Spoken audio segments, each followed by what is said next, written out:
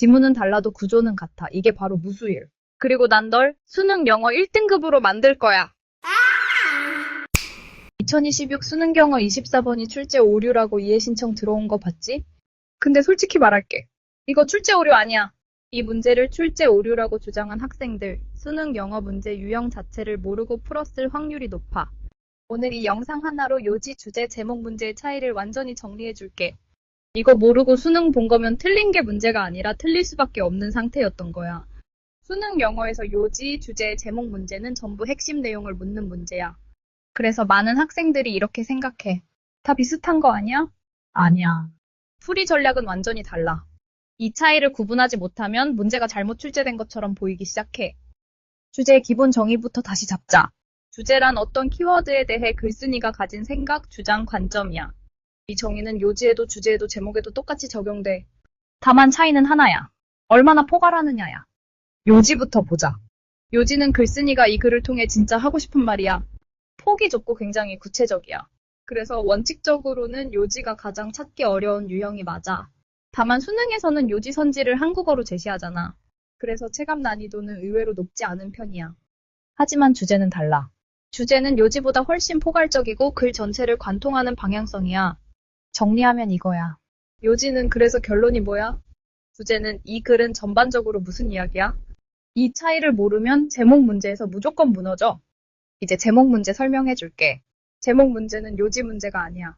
제목은 글 전체를 덮어야 하고 여기에 수사학적 표현이 들어가. 생각해봐. 네가 클릭을 유도하는 글을 쓴다고 치자.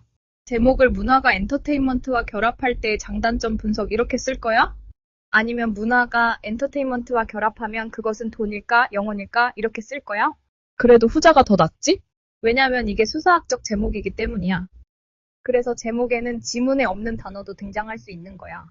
캐시라는 단어가 지문에 안 나왔더라도 상업, 경제적 이익 같은 표현이 나왔으면 당연히 연결되는 거 아니야?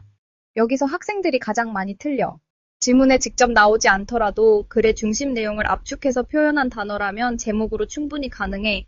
이 개념을 모르면 제목 문제는 계속 억울하게 틀릴 수밖에 없어. 그래서 2026 수능 24번의 정답이 2번인 이유는 간단해. 2번은 글 전체의 중심 대비 구조를 수사학적으로 정확하게 표현했어. 4번은 컬처테인먼트의 장단점을 다루는 그림에도 부정적인 측면만 과장했기 때문에 글 전체를 포괄하지 못해서 오답이야. 5번 고른 사람들 난 솔직히 왜 그걸 골랐는지 바로 보여. 이 문장 때문이야. This is something that planners and stakeholders will need to balance against potential financial gain. 이 문장 글 후반부에 나오지? 여기서 need to 같은 당위 표현이 나오면 학생들 머릿속에서 바로 이렇게 생각해. 아, 이거 글쓴이 주장이다. 이 문장이 핵심이다. 그럼 파란새 나온 5번이 답이겠네? 이 사고 과정 너무 전형적이야. 첫 번째 문제점부터 짚자. 제목 문제는 요지 문제가 아니야. 글 후반부에 need to, should, must 같은 강한 당위 표현이 나오면 그건 보통 글쓴이가 마지막에 힘주는 말이야. 즉 요지에 가까운 문장이야. 근데 제목은 뭐야? 글 전체를 덮는 거야.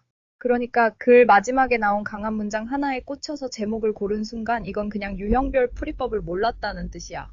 5번 고른 사람들 여기서 이미 갈렸어. 두 번째 문제점이 더 치명적이야. Balance against potential financial gain에서 균형을 맞춰야 하는 대상은 향후 얻게 될 경제적 이익이야. 즉 문화적 가치나 의미 같은 것과 경제적 이익을 저울질해야 한다는 말이야. 근데 5번 선지는 뭐라고 돼 있지? Why balance investments matter in the entertainment industry? 여기서 균형의 대상은 뭐야? 인베스트먼트잖아.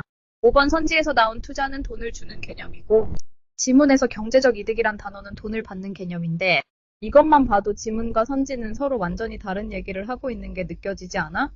대충 보면 비슷한 얘기를 하는 느낌이지만 동작의 방향성이 완전 달라지고 있으니 같은 말을 하고 있다고 절대 생각할 수 없어. 이걸 같은 내용이라고 느꼈다면 그건 글을 이해하면서 읽은 게 아니야. 바란스라는 단어 하나 보고 니트에 반응해서 비슷한 말 있네? 하고 찍은 거야. 이런 식으로 문제 풀어놓고 어떻게 출제 오류를 논할 수 있지? 난 5번 고른 애들 사고가 단번에 보여. 글을 구조로 안 보고 강한 표현 하나에 꽂혀서 지문에 나온 단어가 들어있는 선지에 끌려간 사고야. 근데 솔직히 나는 지문 보기 전에 문제부터 읽거든? 그래서 지문 읽기 전에 5번은 아니다라고 제끼고 글 읽었어.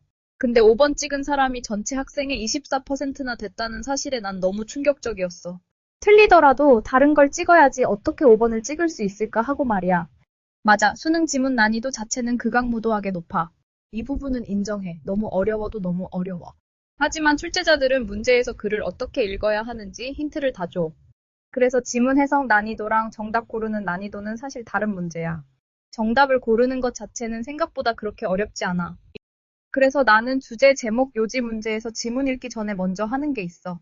뭐냐면 선지부터 보고 글의 키워드를 찾는 거야. 5개의 선지를 보는데 특정 단어가 반복적으로 등장해. 그럼 그 단어는 뭐야? 글의 키워드일 수밖에 없어. 근데 선지 5개 중 4개에는 공통으로 등장하는 단어가 있는데 딱 1개 선지에만 그 단어가 없다? 그럼 어떻게 해야 해? 그 선지는 답일 가능성이 거의 없어.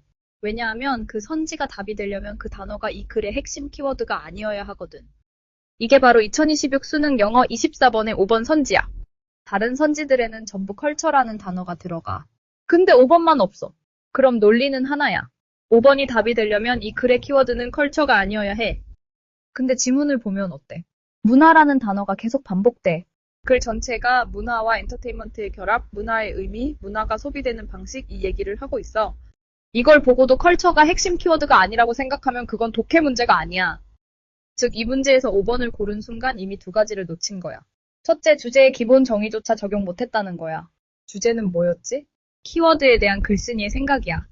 근데 키워드를 먼저 잡지도 않고 주제를 고르겠다는 것 자체가 말이 안 돼. 둘째, 글을 구조로 읽지 않았다는 거야. 선지에서 이미 이 글의 중심 키워드는 이거야 라고 다 알려주고 있는데 그걸 안 보고 지문부터 달려든 거지.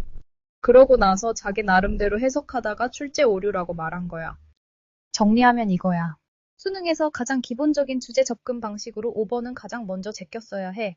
결국 많은 학생들이 주제의 본질인 키워드에 대한 글쓴이의 생각조차 잡지 못한 상태에서 출제 오류라고 딴지를 건 거야. 수능 영어는 단어를 많이 안다고 해석을 잘한다고 1등급이 나오는 시험이 절대 아니야. 이 시험은 글을 내가 어떻게 느꼈는지를 묻는 시험이 아니잖아? 글을 쓴 사람이 자기 지식을 어떤 관점으로 정리했는지, 출제자는 그걸 어떻게 묻고 있는지, 그걸 정확히 이해했는지를 보는 시험이야. 괜히 이름이 대학 수학 능력 시험이 아니라니까?